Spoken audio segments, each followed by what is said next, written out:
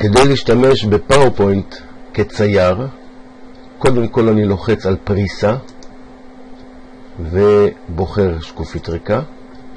שימו לב שאני לא ממש יכול לצייר על הדף שלי, אני גם לא יכול לכתוב, שום דבר לא קורה. בשביל לצייר בפאורפוינט אני משתמש בכלי הציור שהם כאן, ובמיוחד בצורות. מי שלא רואה את הכלים האלה יכול להיות שהוא בסרגל אחר, אז פשוט ללחוץ על סרגל בית והנה הכלים. הלחיצה על חץ קטן כזה פותחת לי את כל הצורות שיש לי בפאורפוינט. יש הרבה צורות ומעניינות מאוד. בואו נתחיל עם צורה פשוטה כמו מלבן. אני לוחץ קליק עם העכבר, קליק וגרירה, והנה הצורה שלי. כל עוד לא עזבתי את העכבר אני יכול לשנות את הצורה שלי. אם עזבתי לא נורא, אני עדיין יכול לשנות את הצורה שלי.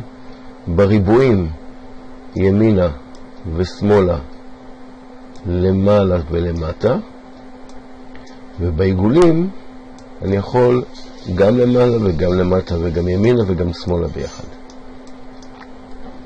מהאמצע אני יכול פשוט להזיז את הצורה. מהירוק אני יכול ללחוץ ולגרור את העכבר כדי לסובב. בואו ננסה עוד צורה. יש פה טרפז, קליק, קליק וגרירה. אני מעמיד את הצורה איפה שאני רוצה. אני יכול להאריך כמה שאני רוצה, להגביה קצת. יש לי פה ידית חדשה צהובה. הידית הזאת בגרירה עושה כל מיני דברים, לכל צורה משהו אחר. כאן היא עושה אותה, את הריבוע שלי, את הטרפז שלי צר יותר, רחב יותר, עד כמעט מלבן. אני יכול לבחור מה שבא לי. בואו נראה עוד צורות. יש פה שמש שאני מאוד אוהב. קליק וגרירה. הנה הידית הצהובה.